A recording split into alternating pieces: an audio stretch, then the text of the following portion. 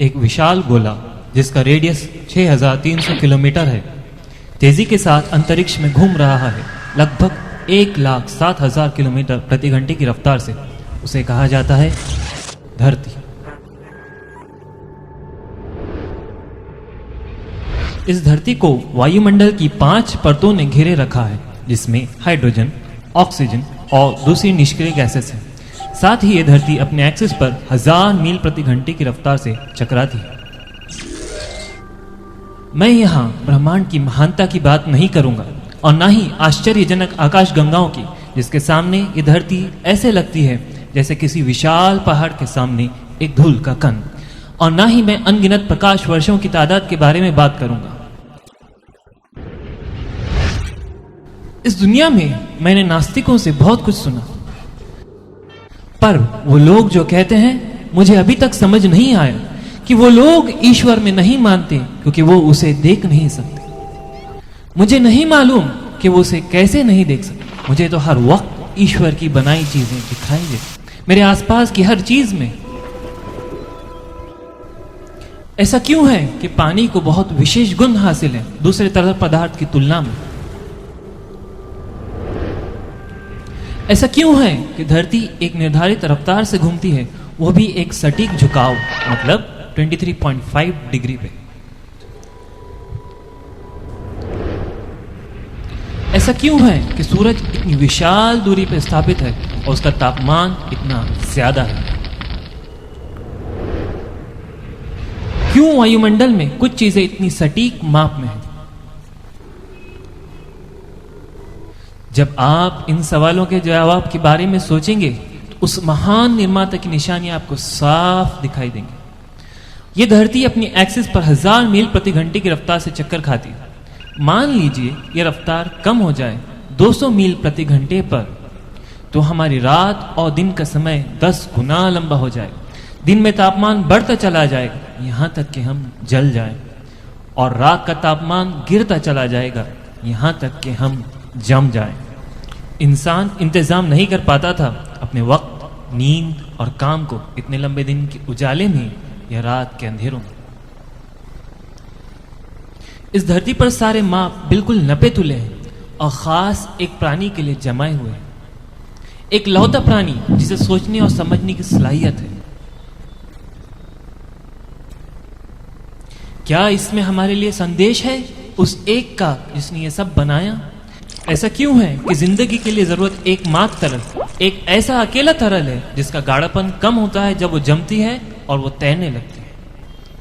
अगर पानी भी दूसरे तरलों की तरह होता उसके गुणों में, तो समंदर, नदियां और महासागर पूरी तरह जम जाते और इनमें पलने वाली मछलियां और जानवर मर जाते। बगैर सूरज के हम इस जमीन पर रह नहीं पाते। ये ऊर्जा और प्रकाश का जरिया है। सूरज की सतह का तापमान 12,000 डिग्री फ़ारेनहाइट है और सूरज और धरती के बीच की दूरी लगभग 93 मिलियन मील है। ये विशाल दूरी स्थिर रहती है, ये ना बढ़ती है ना कम होती।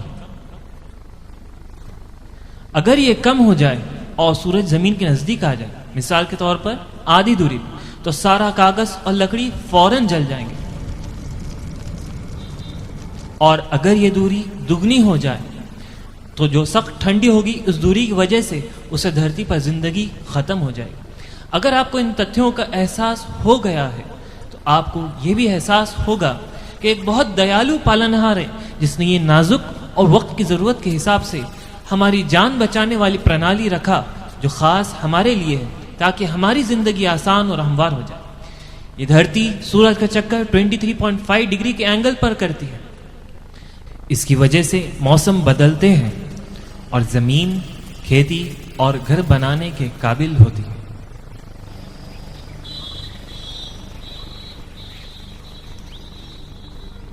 अगर धरती इतने सटीक एंगल पर ना घूमती तो मौसम जमीन के किसी भी हिस्से में बदलते नहीं और दोनों ध्रुव पर अंधेरा छा जाता। समंदर की भाप उत्तर और दक्षिण की तरफ चले जाती। जमीन के कुछ हिस्से बर्फीले पहाड़ों से घिर जाते और कुछ सूखे रेगिस्तानों से। इन सब से बचने का एक ही तरीका है, धरती के 23.5 डिग्री के एंगल पर घूमने का। अगर वायुमंडल के कुछ चीजों का घनापन कम हो जाए तो जो चमकदार टूटते तारे हमें रात में दिखाई देते हैं, जो कि गोली से भी 90 गुना तेजी से दौड़ते हैं, वायुमंडल में घुस जाते और जमीन पर हर चीज को जला देते। वायुमंडल की एक और अनोखी बात यह है कि वो बहुत ही कम सोलर रेडिएशन को आने देती, जितनी पौधों की बढ़त, कीटाणुओं की नाश और जमीन की दूसरी जरूरतों के लिए चाहिए। क्या प्रकृति में इतनी क्षमता है कि वो इन खास मापदंड और सटीक तारीखों को नियंत्रण कर सके?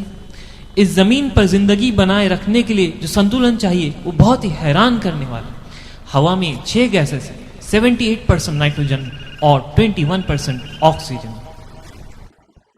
क्यों ये गैसेस उतनी ही मात्रा में है जितनी हमें जिंदगी के लिए चाहिए और ठीक हमारी जरूरत के जैसी? अगर इस सब का अस्तित्व किसी महान, ताकतवर और समझदार निर्माता की वजह से नहीं, तो फिर कैसे इस जमीन पर इतना संतुलन है?